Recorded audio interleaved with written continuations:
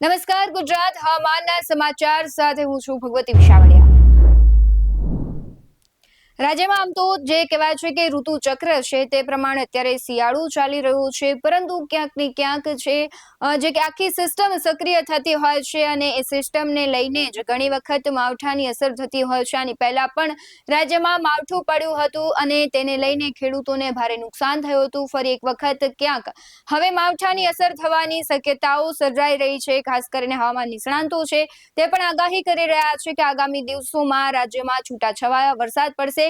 સૌથી વધારે જે આખી સિસ્ટમ સક્રિય થઈ છે તેની અસર રાજસ્થાન સહિતના વિસ્તારો અને ગુજરાતના જે કચ્છ સહિતના વિસ્તારો છે, સાથે જ દરિયાકાંઠાનો આખો પટ્ટો છે ત્યાં જોવા મળવાની છે। સાથે જ આપણે વીંડીના માધ્યમથી જોવાનો પ્રયત્ન કરીએ તો આખી સિસ્ટમ છે તે અહીંયા સર્જાઈ છે, એટલે કે ક્યાંક છે તે આખી સિસ્ટમ નવી દિલ્હીથી અત્યારે આપણે જોઈએ છીએ કે કાશ્મીર સહિતના વિસ્તારો છે ત્યાં ખૂબ વધારે સ્નોફોલ થઈ રહ્યો છે, અને સાથે જ તેના જે ઠંડા પવનો હોય છે તે ગુજરાત તરફ, રાજસ્થાન તરફ આવી રહ્યા છે અને તેને લઈને રાજ્યના વાતાવરણમાં અવારનવાર બદલાવ આવે છે। ક્યાંક સૂકું વાતાવરણ, ક્યાંક ગરમી, તો અચાનક જ ફરી જે ઠંડા પવનો છે વાય છે અને ઠંડીનું પ્રમાણ વધી રહ્યું છે। આજે ગુજરાતમાં સવારથી જ ઠંડા પવનો વધારે તેજ જોવા મળી રહ્યા છે અને તેની અસર છે રાજ્યના દરેક શહેરમાં જોવા મળી રહી છે। ખાસ કરીને જે આખી સિસ્ટમ છે તે સર્જાઈ છે એ આખી નવી દિલ્હી નજીક જે છે દેખાઈ રહી છે ને એની ધીમે ધીમે અસર છે રાજસ્થાન સહિતનો જે આખો વિસ્તાર છે ત્યાં થઈ રહી છે ને એને જ લીધે ક્યાંક છે રાજ્યમાં ઠંડા પવનો દેખાઈ રહ્યા છે। ખાસ કરીને આપણે જોઈએ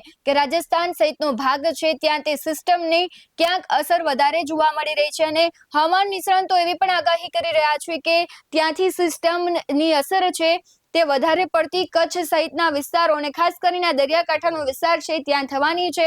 એટલે હવામાન નિષ્ણાંતો અને હવામાન વિભાગ છે તે પણ આગાહી કરી રહ્યું છે। ગઈકાલની પણ આગાહી હતી અને તે પ્રમાણે મહેસાણા સહિતના જે વિસ્તારો છે, વાવથરાજના વિસ્તારો છે, પાટણ સહિતનો આખો વિસ્તાર છે ત્યાં ગઈકાલે વરસાદ વરસ્યો હતો અને હજુ પણ આગામી 1 થી 2 દિવસ વરસાદી સિસ્ટમ સક્રિય રહેશે, તેને લઈને ઠંડીનું પ્રમાણ પણ વધશે અને આગામી દિવસોમાં એટલે કે ફેબ્રુઆરી પણ નજીક આવી રહ્યો છે, જાન્યુઆરીનો અંત છે ત્યારે આમ પણ ઠંડા પવનો વાતા હોય છે, શિયાળાની વધારે છે અસર જોવા મળતી હોય છે। ખાસ કરીને જે આખી સિસ્ટમ સક્રિય થઈ છે તે છે ક્યાંક ફરી એક વખત કમોસમી વરસાદના એંધાણ આપી રહી છે। અને પહેલા પણ જ્યારે કમોસમી વરસાદ સર્જાયો હતો, પડ્યો હતો, ત્યારે વ્યાપક પ્રમાણમાં ખેડૂતોને નુકસાન થયું હતું, ઊભા પાક છે તે બરબાદ થઈ ગયા હતા અને ફરી એક વખત એવી જ ક્યાંક અમુક અંશે ભીતિ સર્જાઈ રહી છે। સાથે જ જે કમોસમી વરસાદની સિસ્ટમ છે તે અત્યારે શિયાળુ પાક છે, રાઈ જેવા આ બધા જ પાકોને ખૂબ નુકસાન થશે। જો વધારે પડતી ઠંડી પડતી હોય તો પણ તેને વધારે નુકસાન થતું હોય છે, ના તો કમોસમી વરસાદની વાત છે। એટલે કમોસમી વરસાદ જો વધારે પડે છે અથવા અમુક ટકા પડે છે તો પણ ખેડૂતોનો ઊભો પાક છે તેને નુકસાન થઈ શકે છે। હાલ તો આજથી રાજ્યમાં ફરી એક વખત ઠંડીનો નવો રાઉન્ડ શરૂ થયો છે। અંબાલાલ પટેલે પણ આગાહી કરી હતી કે રાજ્યમાં હજુ પણ ઠંડી પડશે અને બીજી તરફ પરેશ ગોસ્વામી છે તેમણે પણ કહ્યું હતું કે 2026માં આ વખતે વધુ ઠંડી પડવાની છે અને કમોસમી વરસાદની ક્યાંક ને ક્યાંક ભીતિ છે।